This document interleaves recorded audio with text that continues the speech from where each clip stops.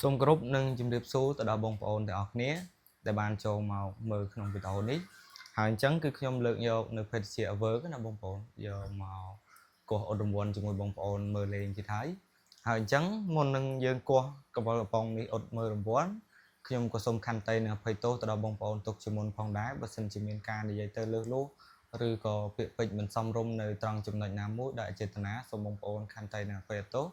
ហើយនឹងសូមឲ្យបងប្អូនជួយចុច Subscribe ដល់ Channel ខ្ញុំម្នាក់មួយទៅដើម្បីនឹងទទួលបាននូវវីដេអូថ្មីៗពីរបៀបគោះរង្វាន់និង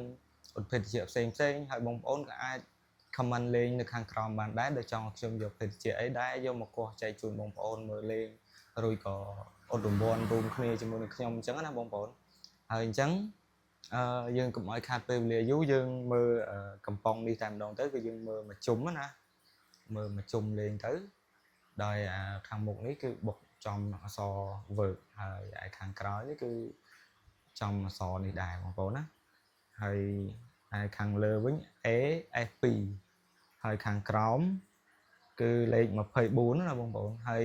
រៀងចាំងទៅបងប្អូនណាមើលឃើញទេហើយអញ្ចឹងបើមានកន្លែងណាខុសទោះអីសូមបងប្អូនអធិស្ឋានហើយឥឡូវតោះយើងកុំឲ្យខាតពេលវេលាយូរយើងអត់មើលទាំងអស់គ្នាតោះ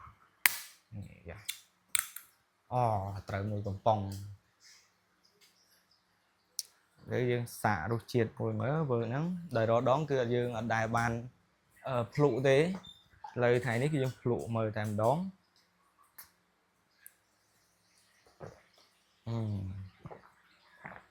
ផ្អែមមុតហ្មងបងប្អូន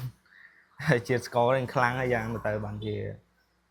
រៀងផ្អែមដែរណាបងប្អូនហើយក្នុងវីដេអូនេះគឺចឹងមានតែប៉ុណ្្នឹងទេបងប្អូនទាំងគ្នាហើយជួបគ្នានៅវីដេអូក្រោយៗទៀតដោយគោះនៅភេទជ្ជៈផ្សេងអញ្ចឹងខ្ញុំមានតែប៉ុណ្្នឹងទេសូមគោរពនិងជម្រាបលាបងប្អូនទាំងអស់គ្នាជួបគ្នានៅវីដេអូក្រោយៗទៀត